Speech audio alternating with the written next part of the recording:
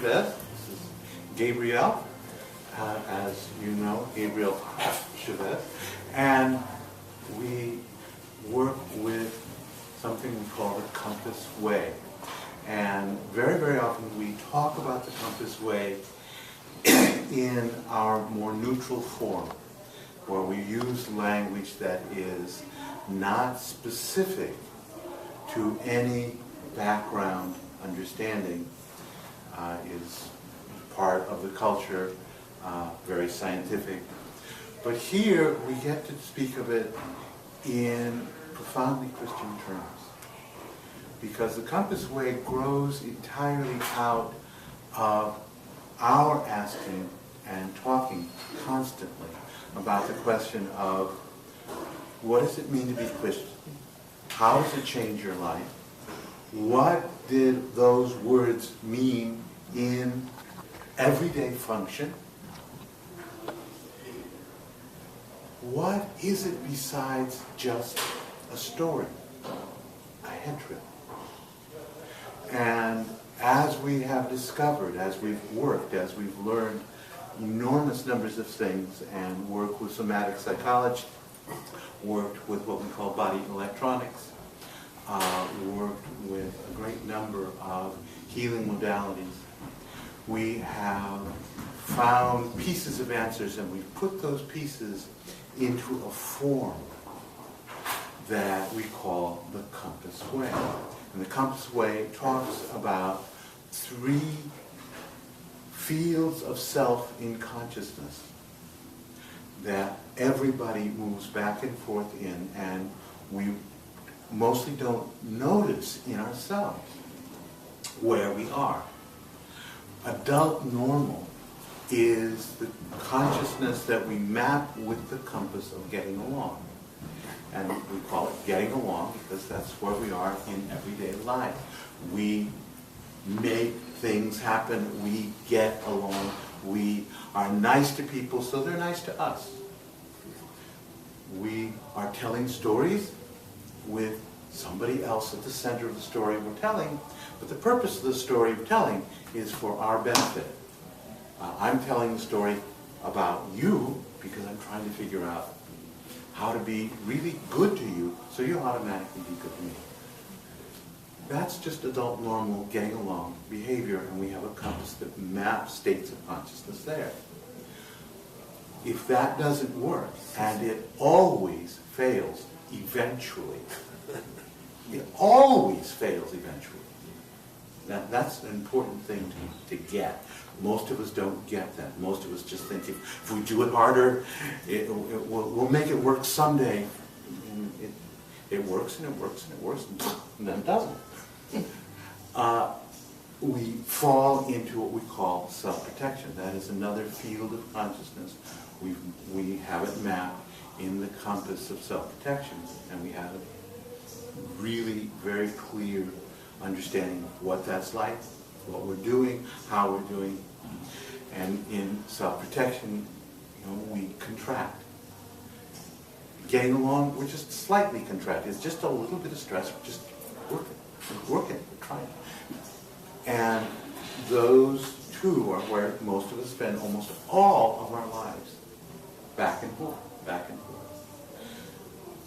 There is another field of self and consciousness that is just as normal, just as much our birthright, our heritage, as these two that we know so well.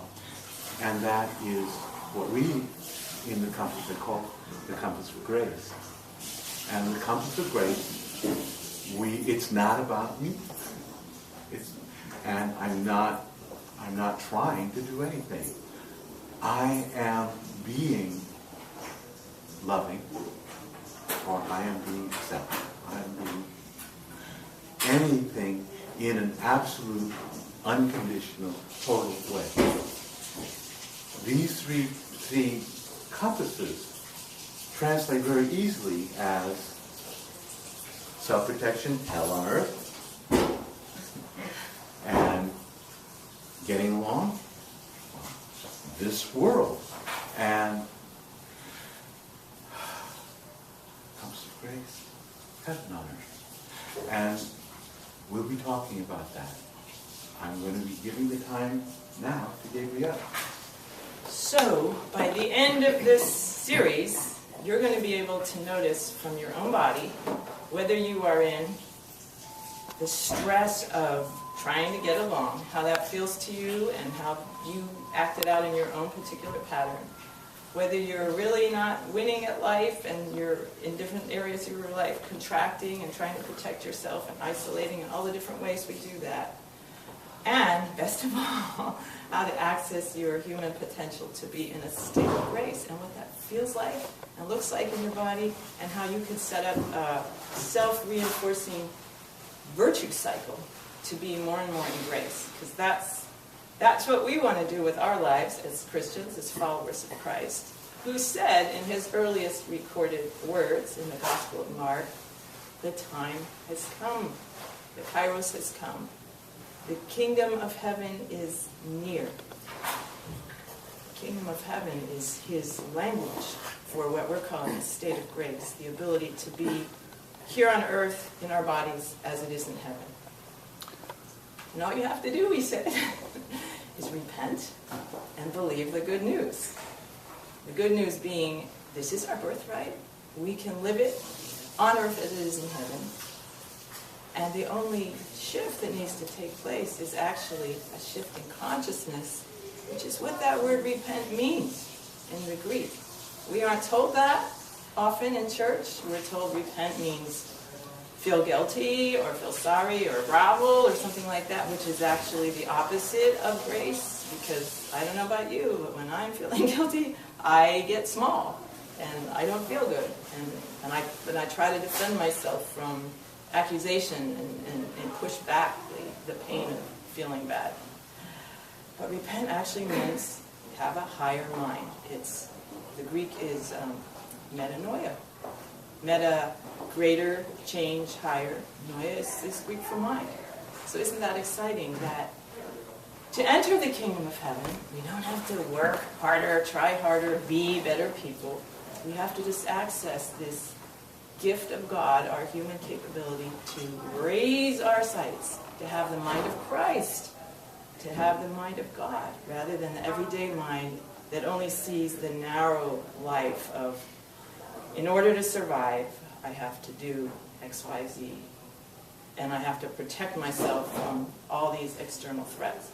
So where does that come from? The Compass Way begins with an understanding of human developmental psychology. And we start with pre-birth. And most of us don't remember life in the womb, but we've all heard that it's pretty fine. If we come from heaven, we come from an out-of-body existence, and in death we drop our bodies and we go to the transcendent heaven. But when we are engendered in a womb, we're dealing with a body, at least by 9 months. But that body is in a very blissful state. There's no gravity to worry about, when you're in a womb, somersaulting and turning and twirling. There's no worry about the temperature. It's the ideal body temperature. There's no worry about what to eat. That is supplied through the placenta on demand. There's no worry about what to wear. There's no worry about paying the rent, or there's no worry about earning your place in society or getting your parents' love, because you are united with the mother's body. And in most cases, the drug babies being the horrible exception, life in the womb, our first experiences of embodiment are pretty darn fine. And I think when we're born, we all retain some kind of a memory of how it's supposed to be in a body, to feel good, to be united, to be warm and comfortable. Yeah, you're nodding. So, what happens? We are in this womb, and we are thrust into birth, into harsh lighting, gold hands, maybe machines. Even when we try to do it nice underwater, it's a horrible trauma for the born human. And we immediately have to begin to solve the problem of how are we going to survive in an environment that's not comfortable and supportive.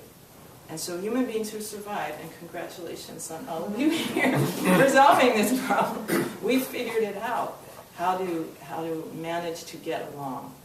But that comes at a cost. We forget who we really are, these beings of love and oneness, who are safe in the world, in a benign universe with a loving God. Because our bodies are giving us pain signals, and our minds start developing thoughts and stories about pain signals, like maybe the baby was, last time I cried, it took a long time before the pain went away, so next time I have that pain, I'm going to learn how to worry about when we develop very early the infant psychology that is stressful and contracting. And throughout our life, those of us who survive get either better and better at figuring out how to get along in a hostile, fearful environment, or we become broken, damaged people who are only barely managing to survive or get along. And that's a problem for society, and it's a problem for you. And I've noticed as I've worked with these compasses that I might be getting along very well in one part of my life. I used to say, everything in my life is working except my marriage, and that was before I married this one. I had a great life. I had this great job, I had great kids, I had wonderful opportunities to learn, I was healthy, and then I had this really tough marriage where I was very much not in a state of getting along, but in this contracted self-protection. So as you think about your own life, you can think of, where am I sort of getting along? Where am I really not doing well? And in the later sessions, we'll actually take you through the compass of getting along, which are 8 characteristic postures of how we solve this problem of surviving. And that has everything to do with our psychology and our relationships and how we relate to other people who take different postures. And then in the compass of self-protection, or hell on earth, the different ways we isolate or contract or create enemies, and eventually social problems and war. But for this session, we're going to look at the compass of grace, because that's the gospel, that it's near, it's time, and it's ours. So one of the things about Christianity that I've always found challenging is Jesus shows us what to do, and we all want what he says. In fact, you don't have to be a Christian to want the kingdom of heaven. Every person of faith, and every humanist wants peace on earth, peace in the heart, health, security, good relationships. I mean, what's not to love about that? Jesus promised us that. He did give us, I think, some very powerful practices to attain that. But Christianity, since Jesus, has not emphasized the how to do it, and has put the heaven or the kingdom of heaven off to after death. So it's only recently that Christians have been asking themselves, okay, how do we have this thing that Jesus promised here on earth as it is in heaven? Because I have a beautiful faith that when I die and I'm free of the body and all its problems, I'll be in the everlasting arms of Christ. And I love this description of heaven that I read from Kathleen Norris. In heaven, someone said, you'll meet all your loved ones. And she said, no, in heaven I will love everyone I meet. I mean, that's ahead for us. No problems with relationships or bodies. But what about right now? Jesus came from heaven to earth. God in Christ would teach to figure out, to show us how to do this with these things, these meat suits. So that's what we're going to open up. It's a state of consciousness, a field of self and consciousness, as Thomas said, that is unified. When you're in the womb, you believe you are one with the universe. If you knew the word God, you would believe you were one with God. If you knew the word mother, you believe you were one with the mother. There's no sense of separation. The problems begin when our bodies start giving us signals that we're separate, alone, and we have to do something. So the state of grace, the consciousness of grace, is actually a non-dual consciousness. It's when we believe, and when our bodies radiate that belief, that we are at one. We're not alone, we're not separate. We're in love with God, God is in love with us. Every human being is God's looking out for your eyes, through your eyes. It's an exalted state. We usually say, well, that's the state that the saints are in. But remember, we're Protestants, and our Protestant reformers taught us that we're all saints. That each of us who have accepted Christ's invitation to walk the path towards the kingdom of heaven is blessed with his Spirit and is expected to grow in grace. Again, how do we do that? Well, with the Compass Way, we give you 8 handles for growing in grace. 8 postures, 8 words, 8 keys to the kingdom. And we're going to use your own memories to bring those forward and give you a sense of what that looks like and how that feels when you're with a group of people who are radiating a grace together. So, the first of our 8 graces, and again, remember it's all unity, but we're dividing the pie up so we can get a handle on it, because we have brains and we have bodies and we need words to communicate. The entry-level grace, for me and for many of us, we call acceptance. And remember, if it's a grace, it's got to be unconditional. So we often say, oh, I've got to accept that bad news or that unwelcome event. But there's a part of us that isn't totally unconditional. Unconditional acceptance is, okay, I didn't look for this, but I've got my arms up. Now, to find that grace in your own body, I want you to kind of go inside into your own memories and see if you can remember a time in your life, a specific time, when you experienced acceptance or when you gave unconditional acceptance to somebody else, one of your fellow humans, maybe your child, your brother or sister, or your parents. Reach back, because every unpleasant thing you ever experienced is still in your body. But also all the good stuff that you were ever blessed with is there too. And just like you can find a memory of fear or illness and it can be playing right now like a movie, as though we're still happening even though it's over, you can find a time when you experienced acceptance. I hope somebody can. And if anyone gets a memory, raise your hand, because I'm going to show you something really cool that happens when even one human being can be in a state of grace, and how that impacts Kevin. When my kids were Now, born. I'm going to interrupt you. Watch Kevin. Would you stand up here? Because this isn't just talk. This is how our bodies change and how our aspect changes when we are in and out of these states. So right now, look at how Kevin is. Okay. And now he's going to tell us a story, and listen to his words, but watch what happens with him and how you respond to him. When my children were born, remember that when they first came out and they were just looking around, and my firstborn, he was so calm. He wasn't upset. It was almost like he had been here before or something. And, the doctor said, his APGAR score was low because he didn't come out crying. And my second one was a C-section. But, I remember that. And just the love that I had for those children. Thank you, Kevin. Okay. So, what did you notice? Kevin told that story. It's like he was right there. Deep emotion. Yes, and his heart opened up. You can breathe, because breathing is good. And emotion is a gift. It just flows through us. But you gave us a huge gift. Did you notice how you felt when Kevin was talking? What happened for you? Did you feel your heart so full? Yes. Did you feel the smile come on your face? That is a state of grace. It's natural. It's normal. And he wrought this magic in less than a minute. We went from whatever we were thinking, whatever's going through our mind, how our stomachs felt, or what we think of what Gabriel's wearing today, getting along stuff, to we're in heaven. Heaven on earth. That's the answer to Jesus' prayer. That we, his disciples, would pray that it would be on earth as it is in heaven, and that we would practice doing it. So thank you.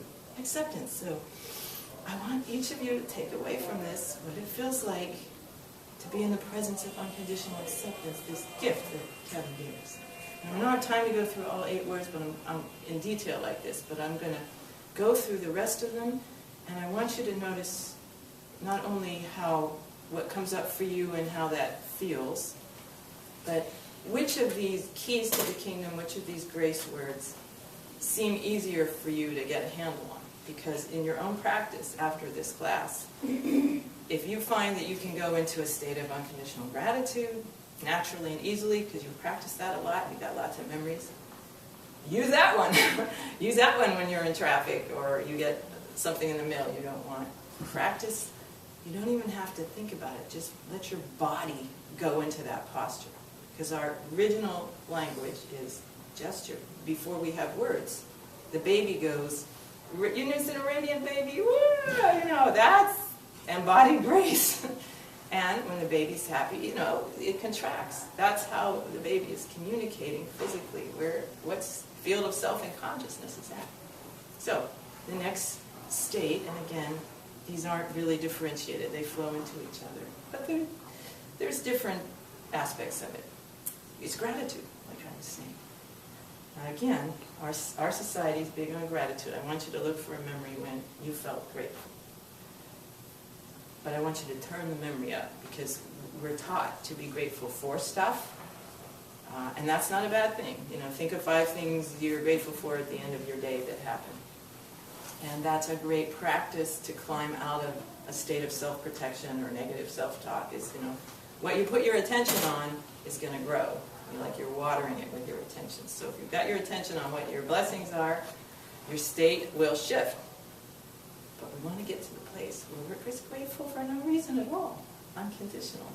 And our bodies are resonating with gratitude, just like we were resonating with Kevin's beautiful acceptance and joy, and that's another one of the words. So, can anyone just take a deep breath and notice what it feels like just to be grateful for anything? If someone has a big memory, we'll stop and do that, otherwise we'll go on to the next one. Just breathe in gratitude. We have a friend, Dave the raw food trucker. He really is a trucker, a long-haul trucker. And he invented a gratitude practice for himself. He's like, you know, the miles are going by and his mind's on various things. And he got the idea that if he just started naming stuff as he went by that came into his head with, I'm grateful for the landscape, I'm grateful for the rain, I'm grateful for the windshield wipers, I'm grateful for the truck, I'm grateful for my mother, I'm grateful for the apple I just ate. And he just kept going, I'm grateful, I'm grateful, I'm grateful. And he would do that for like over an hour. He calls it gratitude rocks. He would get into such a state of bliss just from driving a truck. So you can be creative with these, because you have the power. Jamie, you have a gratitude. Come on, you stand here. I don't. Well, be brave. Okay. Just be there now. What's happening? I am very grateful to Betty for taking me in, because I had no place to go. There's no room in the shelters, and I'm very grateful to have a place and not be out on the streets. So feel that gratitude in your body right now. Your love for Betty, your gratitude, and everybody notice. And you can resonate. Oh, some people are shining here.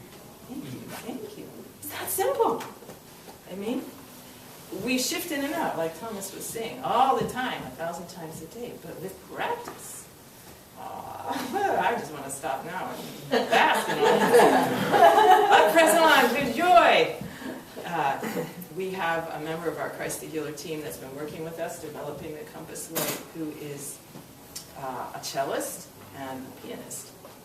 And she made some music for each of these states of grace. Like Thomas and I went and we would hold the vibration of acceptance, gratitude, joy, inspiration while she was composing. And she's just cut a CD where she has a different instrumental passage, cello and piano, for each, what was coming through her, the vibration of the resonance. So acceptance kind of goes from some of those bass notes that clash, and then it resolves into a beautiful tapestry where you can take an unpleasant thing and weave it into good stuff, and you have art. And gratitude is uplifting melody. When she gets to joy, it's dun, dun, dun, dun. I mean, she's really got the vibe, and joy is big. Can anyone remember a time when they were in a state of joy for no reason? You might not have a reason to start with, but you were just like, oh, and see how you're just evoking it. Joy. We talk about unconditional love, but joy can be unconditional too. Isn't that great if you have no reason to be joyful? Or if you have, yeah, you can do it. So let's all just kind of take a deep breath of joy. Imagine what it would feel like to be blessed with the grace of joy. And I've done a lot of funerals because I'm a minister, and I haven't been to one funeral where at some point people then crack up. You start talking about a person who's lived a real life. Yeah, you're smiling. Yeah, if I do your funeral, we'll laugh too. Because humor is a gift of God. Humor shifts your state of consciousness, and you go quickly from amusement or pleasure, which is conditional, to it just feels good, so you do it more. And there's this practice now called laughter yoga. Has anyone heard of that? People get together. It started in India. That's why they call it yoga. It has nothing to do with yoga. And they just stand in a park and they start laughing because it feels good. And then it's silly and they laugh more, and they'll do that for like an hour. There's a group in Portland. You can laugh. It's this understanding that we are born to be in a state of grace. Our bodies like it. We're healthier. We know we're healthier so God's got all the pieces connected: mind, body, spirit, joy. So remember joy. Acceptance, gratitude, joy. Number 4 we call inspiration. Breathe. You feel better when you take a deep breath. Breathe on me, breath of God. Fill me with life anew, and I may love the way you love and do what you would do. Our hymns. Think about it when we sing hymns, how many of them were written under inspiration, and that inspiration is in there, and when we sing them and our heart opens and we hear our brothers and sisters singing, that's one of our practices. 4 states of grace. Singing! As we breathe more and we unify our voices.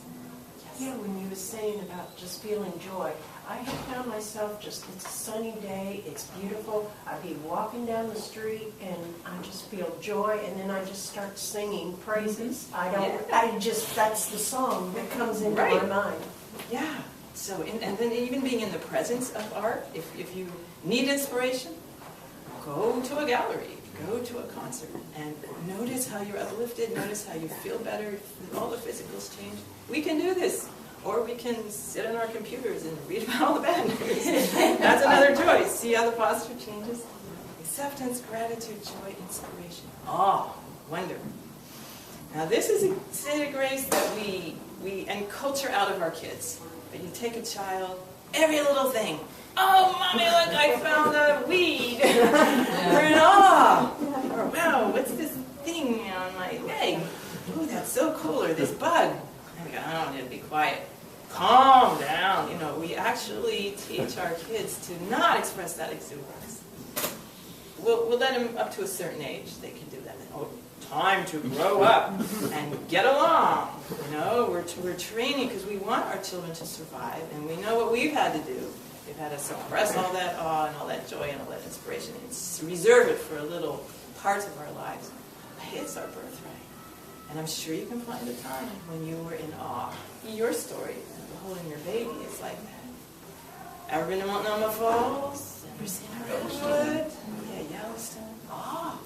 So when you're in the presence, make it more.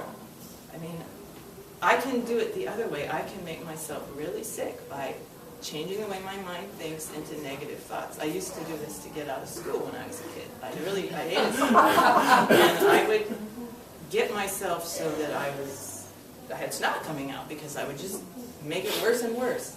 My body would respond to my negative thinking and my mother's sympathy. We had a little loop going. You do the same thing with positive, joyful graces. So when you feel the tiniest little bit of awe coming, make it more. One of the practices we've done with this, I picked the grace I was weakest in, which was awe, just really feeling it in my body and grabbing it. And I would do 10-minute meditation every day, bringing memories of awe, feeling what awe, and just expanding it like muscle, like you do push-ups or something. I'm making my awe muscles stronger. We can do that, and then I found I could experience even more awe. I used to think awe was like, enough. Oh God, I'm just overwhelmed. But the more I practice it, like the more I could encompass. And isn't that cool? I mean, if you really want to live a big, full, abundant life, practice awe. Acceptance, gratitude, joy, inspiration, awe, peace, peace. You go, woo, to peace. Now, this is the biblical peace, not absence of conflict, not negotiated ceasefire. Hopefully we can have that too, but that's all in the realm of getting along. We're talking about peace in the eye of the hurricane. Being peace, not doing stuff for peace. The peace that passes understanding.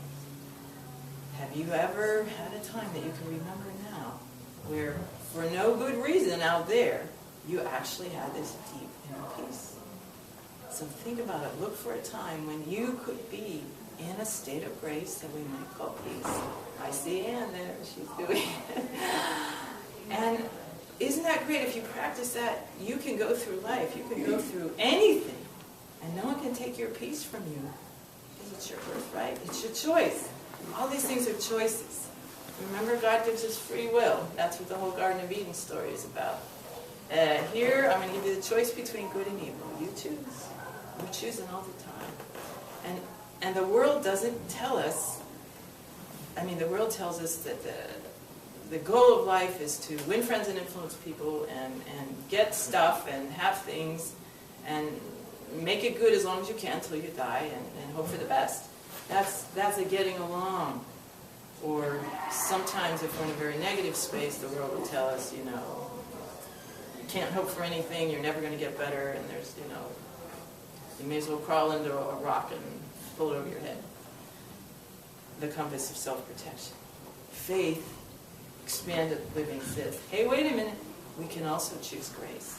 These simple, simple ways. It's not that hard, but we have to exercise our choice. And sometimes our choice is to be around someone, or some art, or some nature that will help us do it, because we all need help. And there's always people that bring you down, and there's people come to church on Sundays and experience inspiration and awe and peace. Look for it, expand it. The last two on the compass. Presence.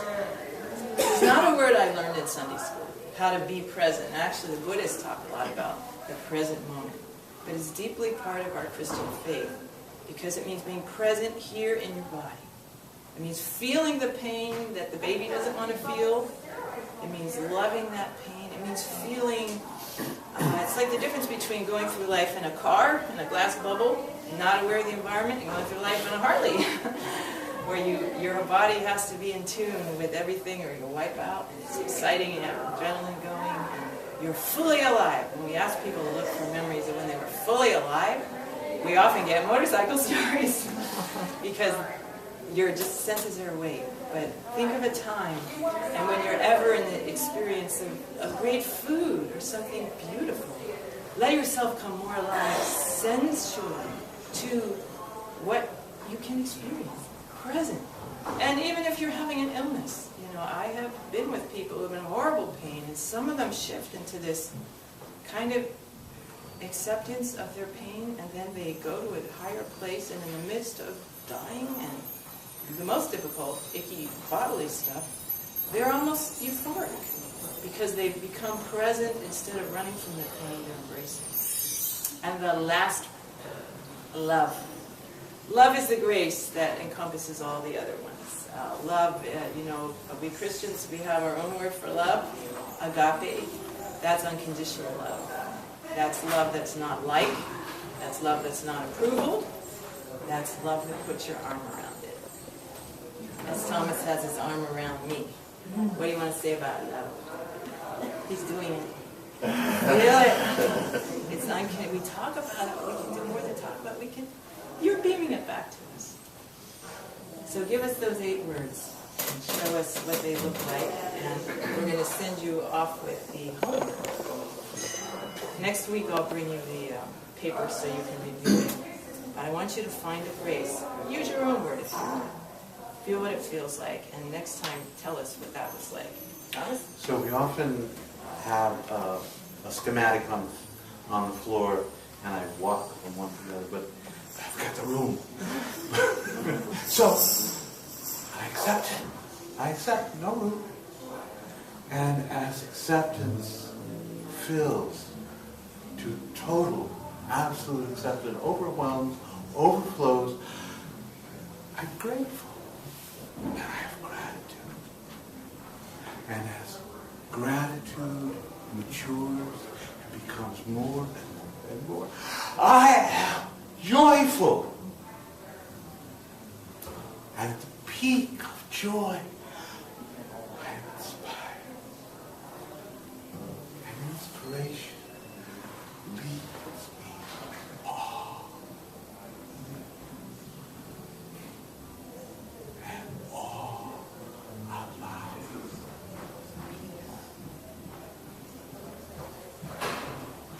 And peace brings me present.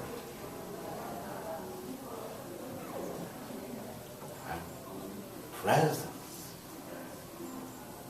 the foundation on which I experience.